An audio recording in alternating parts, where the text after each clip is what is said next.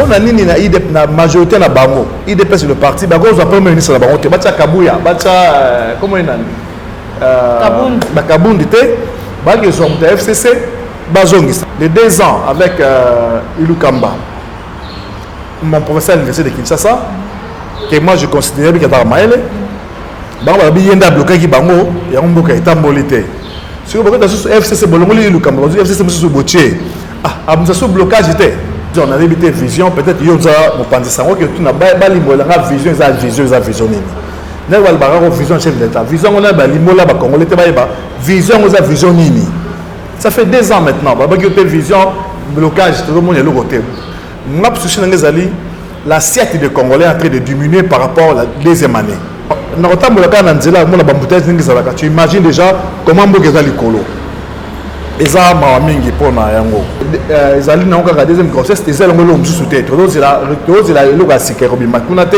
parce que ba allonger kaka coalition na bango bazui mo batumi balem set ya la muka ba mimi kuna alors ba bakisi kaka on veut sacrifier déjà bango ba bomamboka mboka tadi ya kufa balinga ba achever yango par le manque d'éducation de nos enfants vraiment tant que battu sur le lobby la saison à les 22. Le Congo n'appartient pas à la famille Mongozaï, Mobutu, maintenant c'est Kabila, maintenant c'est que non. Le Congo nous appartient tous. Donc c'est la bande de Babima Libanda. Au Boki Boye Koli pour le Congo. Bien, nous avons trouvé les minimums. La Boka Tofandaka, on va dans la Belgique, on va dans la Suisse, dans l'Italie. On dit non, moi j'ai trouvé les minimums. Mes enfants mangent, dans la classe, tout ce qui est Congo est koufaté.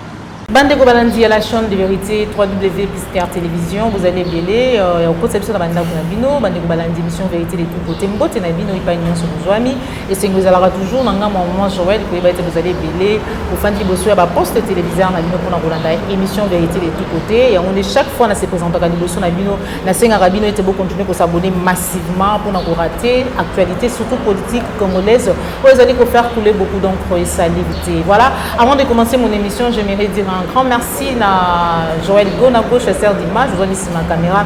Merci à Bino Bakongomo Nyonso, vous allez vraiment colimbater, na kobenga biso pour na kotali sa biso lengeni ni vraiment singeli tout ça la musala yango pour être libéré mboka na biso République démocratique du Congo. Nazali nesengo okota manda kuna bido la numéro ya sika na mwana mboka Bruno Kalonda pour azali bongo représentant ya ICD na Suisse, azali congolais, azali résistant. C'est la mikolo qui 2 ans passés l'élection et Salamaki azalaki bongo candidat na ngambu ya Changu donc na banza ete bana Changu vraiment ba retrouver oya bango mwana mabele déjà de sous azongi na mboka na ye pour na continuer etumba ya changement pe libération ya mboka sans plus tarder na kopesa mbote mwana mboka bunoka mbote maman Joël bonne santé vraiment Nzamado Sunga va permettre tout en santé malamu malgré l'épidémie malgré tous les vents qui soufflent dehors malgré l'environnement et en beaucoup de saleté makasi, nous avons tous en bonne santé, nous avons bien le cola. Vraiment, merci beaucoup. Voilà, de retour au pays, comment ça se passe en Suisse, ici dans la Suisse? Merci beaucoup, maman Joël. Ici dans la Suisse, c'est avant la Bomingi. Alors, on va profiter de cette bande de cordons sur notre travail. On a beaucoup de beauté. Des cordons, on a mis ça en absence nette dans la qualité. Vraiment, on a mis ça malamu. Ici, partie de cola, on va adhérer à la partie. Tous les Bunda pour te implanter partout. Tous allés en Suisse, c'est c'est-à-dire par le nombre d'habitants, par superficie, mais parce que les allés en Suisse alémanique, Suisse francophone, la Suisse alémanique. Alors tous allés déjà dans dans chaque canton qui est les 26 dans 26 cantons, dans le canton tous à la représenter donc il y a quelques 3-4 cantons dans notre comité mais vraiment monsieur de ça la malamu On appelle ça la réunion sur nos mamans, sur notre travail, on a beauté et puis vraiment les encouragements, continuons parce que c'est les amakasi au salon. Voilà. Moussa les amakasi, la bonne zaïte aux ongi pe na awa na Kinshasa to pe na Congo Moussala, on continue toujours bana chango tiki bango te ou comment? Non, la tiki bana chango te après les élections en 2018 autres zaki ba candidat. Nous avons sabino mbote bingi bana chango nyoso, bana masina, bana njili, bana sele. Et ce qu'on a dit le week-end, tous les cas, on a scellé. Si on beauté, bana njili, qui m'a qui nous sont beauté, na tigé bangoté après les élections en 2018. Ouais. N'yabi que bango va passer la confiance, parce que la confiance, va voter qui n'a mingi, moule betara mukoloana na bonne sanité. Ba bimara na se amboula ba qui voter biso, ba voter président élu Martin Fayulu. Mais na gangitarisme, ya bato yo bazaki liboso, bazui batiki biso pembeni. Bazu bato balozwa kité batie bango liboso. Alors les conséquences bino moba la tsango zo komona lelo nyon se zero téléma rien ne marche.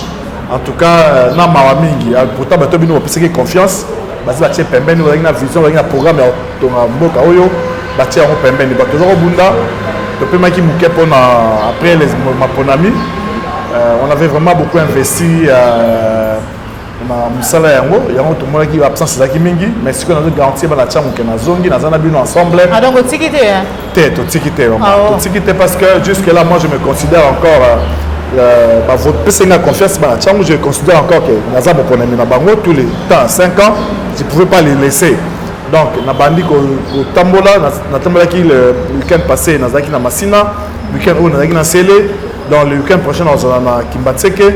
Na sala ils vont ba calendrier dans kabolaka par commune pour na ba yeba ke naza toujours na bango te préparer te réinstaller ba base asika parce que ça fait 2 ans c'est que ba na ba 16 ans ba 18 ans faut tout monde na bango te expliquer bango vision na biso pour ba tout me préparer le ma pandémie zoya liboso. Voilà. Moi na mboka Bruno Kalonda to ko ba toujours émission na biso na signaler les sous Etazali bongo représentant ya ECD ya moi na mboka président Martin Fayulu madidi na Suisse moi na mboka kubunda ko continuer na itumba na ye même ceux qui mapona mileka ki olenga leleka ki alobi ete azongeli terrain. Tout sur l'actualité politique ya mboka na biso sali déjà sorti ya premier ministre oyo ba imboka msusu to ba bongo bazaki ozela et lelo finalement tout moni premier ministre na Congo ya Jean-Michel Sama Konde ou ya bini premier ministre ba congolais ba kozela nini parce que to bi que notre zaki kozela union sacrée mais mabiso lelo bisike ministre bon vraiment nous allons mingi ya commenter sur lui parce que na yebiété c'est que moi je yoka kitaba Misi Kombo de Totala j'ai vu que c'est un jeune c'est un pays jeune aussi le Congo c'est bon parce que dans le cursus c'est bon mais maintenant question à mon corps pour Nini IDPS IDPS c'est lui qui dirige IDPS majorité à partir de Bango hein la majorité c'était hier l'FCC c'est la coalition FCC cash alors il est là il sur la côté na union sacrée pour Nini na IDP na majorité na Bango IDPS le parti Bango on premier ministre na Bango te bacha Kabuya bacha comment il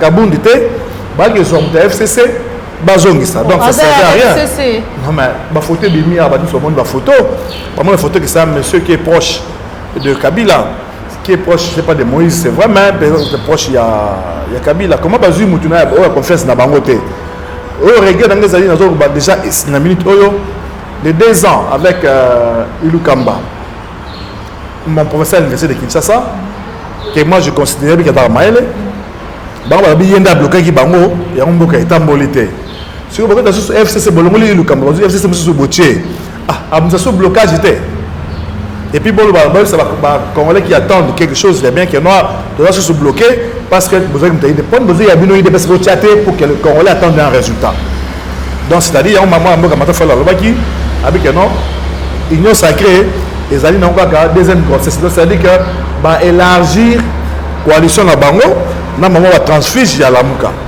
donc il y a un moment bazu kaka Ilukamba qui FCC besoin FCC musu botier na parlement pareil bolongoli mabunda FCC musu changer cette fois-ci c'est sous la vision du président de la République maman na vision ngol bazo ba vision na limité vision peut-être yoza mopandisa ngo que tu na ba limbo la vision za vision nini N'a pas le vision chef d'État. Vision on a l'imola congolais te ba vision on a vision nini. Ça fait 2 ans maintenant. Ba qui vision blocage tout le monde est le côté. N'a pas souci ngezali l'assiette des Congolais est en train de diminuer par rapport à la deuxième année. Donc nous sommes dans la quand il y a l'osoboy et autres qui n'ont diminué. Parce que vision on a vision nini. Ba expliquer aux Congolais vision ça vision nini. Ils adhèrent à quelle vision? N'habitez vision zani. Bon, nous allons le peuple d'abord. Moi, je dis le peuple d'abord, c'était Papa Tshisekedi puis à son âme. Peut-être à l'immobilier, l'arabe héritier n'a été. Le peuple d'abord, on s'est dit donc, au final, na idée, à concept, il y a idée, n'a pas qui n'a pas. À l'immobilier, l'arabe a monté. Donc, vraiment, ça m'a dit que dans l'archive, il y a vision des araganini, na esprit qui n'a pas. Il y a peuple d'abord. Donc, ça m'a dit, moi, j'ai le cursus, c'est à mon premier ministre. Moi je dis c'est bon, mais il fallait que Bango, il dépêche Batia pour le battre qui va bloquer les Congolais, il va bloquer Msala qui a échoué pour Moutou. Donc il y a mort à ça la gare bien, c'est ça que moi je dis, je déplore. Parce que c'est le Congolais qui souffre au jour le jour. Les Congolais n'ont pas si, rien ne s'améliore 2 ans après. En tout cas, ils ont Mawamingi pour voir ce qui se passe. Et ça, c'est ça n'a pas si. Donc, tu imagines déjà comment vous avez l'écolo. Et ça, voilà. Merci beaucoup, Mboka Mekasi. Président Martin Fayulu qui était union sacrée aux seconde grossesse, la FCC cash. Est-ce que le Lengepe ou Koloba Awa, les faits à Komona qui non décoana zali proche na Katumbi, même ceux qui toka qui non Katumba boya qui primati, mais la photo est Kobima et Kazali vraiment ya Kabila donc ezali quoi attester tout ça n'a pas une coïncidence mais limbola muki. Non mais il y a la coïncidence n'est ni maman ba bilili et bimik. Bato boni otoyebi awa o bazali na ba photo ya na Kabila bongo ebele ba photo bimi plus de 2-3 photos autre na bato ba FCC ming ba o bazala photo na Kabila bazaboni donc ba bazala rare de photos bazana ngona ye ce sont les gens qui étaient plus proches de lui notamment l'actuel premier ministre donc ça confirme le président Eli Martin Fayulu Lobaki ils allaient dans la deuxième grossesse ils allaient dans le sous-tête ils allaient le gasiker obima kunate parce que ba longer ka coalition na bango bazui mo batumi balem set ya la muka ba memi kuna alors ba bakisi kaka menda lo baki batu ba yokaki alors bino ils ont kaka to bakisi coalition continue donc deal na bango ils ont continuer nango ba bakisi on na batumi balé et on moni premier ministre au le bâti après ministre ya bango IDPS bazuka ka moto ya FCC bâti les sous pour va continuer pour ça l'année deal na bango entre temps le plus grand regret c'est que non les Congolais continuent à souffrir jusqu'à quand ba Congolais ba tomber pe longi ba c'est pour la mboka na bango ba c'est pour la ndenge nzamba beni mboka oyo jusqu'à quand les Congolais seront contents un jour ngala ki na terrain na zona masina na zona ngasani chaque week-end chaque jour comment les Congolais sont en train de souffrir yango na ngana tuna 2 ans après ko kenena au Suisse ozongi boya est-ce que vie sociale ya Congolais change non mais ba mboka nyonso nzamba apesa so ma chance moketo voyageaka na ba mboka mingi oyo ba gentini qui au gouverneur aujourd'hui ba mona ba ba ni so obligé le lo ba vanda libanda ceux qui ozongi sali une année libanda tango ozonga ko de lo moko échanger nzela oyo ezalaka boye basali yango boye awa pa la biso tozo regresser tozalaki boye tozo kendaka ti po bakende ko achever mboka oyo nzamba wa mingi on doit vraiment protéger le pays qui est Dieu a béni depuis le commencement. Après, c'est un bijou que nous n'arrivons pas à entretenir, à maintenir par la mauvaise foi. Il y a bateau bazali bosso. Donc, ça va maintenant et comme le col a bien privé, il y a bateau moko boye, au bazar profiter dans l'intérêt, il y a mboka pour na bango moko. J'ai été enseigné. Ce que na enseigné, c'est là pour m'enseigner. Aux autres je ne sais pas yango. À partir il y a kinko le kuna nyonso, ce que tu vas faire les gens qui sont connus, on va profiter pour le terrain, pour profiter pour la majorité des Congolais souffrent.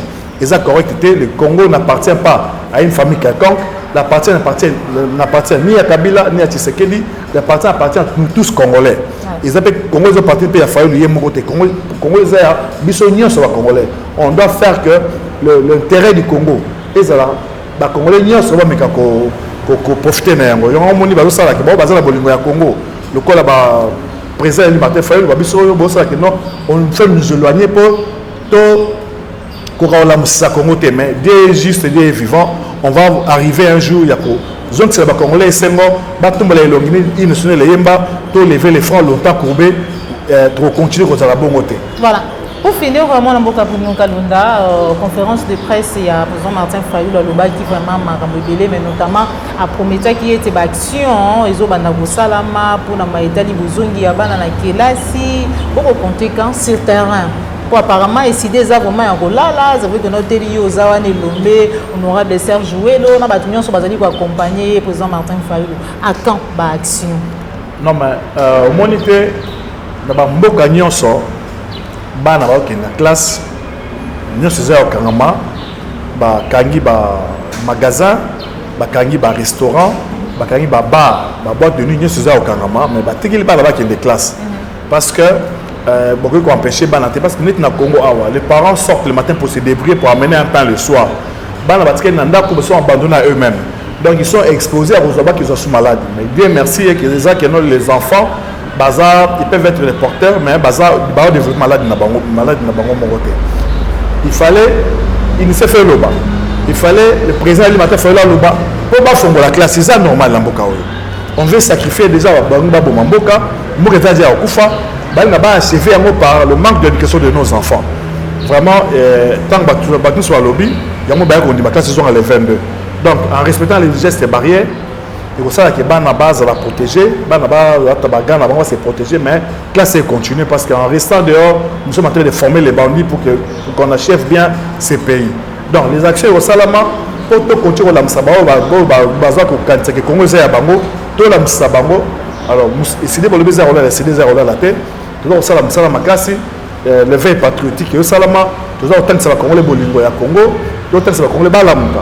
Nangongé kokatongo benga bango la ba remoto mosala poto bouger bato bazui ba confisquer souveraineté na bango to balamuka et puis tout ça va coller ensemble poter tout ça pression et puis pour que les Congolais va profiter na bosomi ya mboka oyo.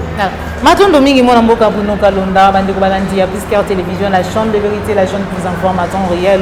Vous savez que ne singo ya koyamba représentant ya SID na Suisse na kombo ya mona mboka Bruno Kalunda pour tout cela na maitani mboka na biso ne ko kabwani awa me yambo to kabwana na ye na osenga ye ti apesa liloba na ye na ba nyonso ba kozali baku ya kolanda mission mona. Alors le poto kabala maman Joël les aboye. Je lance les deux messages. Le Congo n'appartient pas à la famille Mobutu, maintenant c'est Kabila, maintenant c'est que non. Le Congo nous appartient tous. Donc c'est la bande de Libanda. Nous avons trouvé les minimums. En Belgique, en Suisse, en Italie. Non, moi j'ai trouvé les minimums. Mes enfants mangent. Dans la classe, tout le Congo est coufaté. Venez, il est grand temps. Boya bokotana décidé toujours le cabino bao baza boye kolé belé libanda boya ba région de Rebiso. Le CID c'est un parti qui est vraiment le loboye na le Sabino, c'est l'unique parti qui est représenté dans Mboka presse union sur Europe. Nous tenons nos réunions tout dans la réunion so na profiter pour ça papa m'appelle ça en beauté c'est Yeb Tazali mon conseiller CID na extérieur, c'était la chargé des relations extérieures, il y a ça en Belgique. Alors na osenga bandeko ba les capa na site na biso SID www.SID.org bakomo na adresse na biso ya biso ya Suisse ya bandeko ya Belgique bandeko ya États-Unis bandeko ya Londres hein boya bokota na partie na biso SID pour que tout a besoin d'expertise na bino to sanga ensemble to tonga Congo oyo donc bon la ligne de contact na ngaza facile maman je la compé sabino na suka comme ça ensemble na ngai na ba droit za libanda boya to tonga Congo oyo le Congo nous appartient tous. Nous travaillons là-bas. Nous devons continuer à chaque mois, nous avons beaucoup de bibembe, beaucoup de classe, beaucoup de un cousin, un ami. Mais ceux qui Congo est bongi, la famille. Donc vous avez intérêt que le Congo progresse. C'est pourquoi nous avons lancé un appel pour adhérer à SID, parti à Martin Fayulu. Vraiment, on va continuer ensemble, on va préparer le terrain, on va vous réveiller, tout ça, la formation civique, tout le temps que c'est bien. Pourquoi il faut voter? Pourquoi est-ce que beaucoup sur la bengi bo manifester pourquoi beaucoup koya to tant que ça bino bilo nyo so wana nazana bino ensemble to préparer bangonga oyo to vendre sa structure il y a de base et cause la to se préparer pour na ko kamamboka oyo lobi ozangonga mulai yawa abandi to zonga mama nazali pour misala na senga ngai na bouger muke pour le compte de ya misala na bouger muke mais en tout cas naza awa na bino ngonga ebele alors bandeko nyo so ba ya adhérer le corps bateau basé à Lyon, on a de Jean-Jacques Dassiv que je salue ici, qui fait un très bon travail. Bon basé à Lyon, on a beaucoup de Jean-Jacques Dassiv à Zala, on a comme ça ici, en tout cas boya ensemble, na assemblée présent Fayulu, tout bon la Congo oyo, tout ça va congolais et Sengo, bas c'est la peine en boka na bango, la République démocratique du Congo. Merci beaucoup ce que vous faites. Maintenant nous pourrons répondre à l'invitation de l'émission. Merci beaucoup, maman Joël. Voilà, bandeko balandia puisque la télévision de Tukabwani awa matondo na papa Jean-Jacques, matondo pe na maman Marie-Pauline depuis Suisse. Na bino so ba kongomani bozaki belé ya kolanda biso, Christian Bopate le référendum depuis Paris. Cette émission est terminée. Ce que c'est pela ki na yango, likez yango, partagez yango, ce que zali mbala liboso olanda biso, ogo sanate ko s'abonner na kati ya la chaîne de vérité. Au revoir.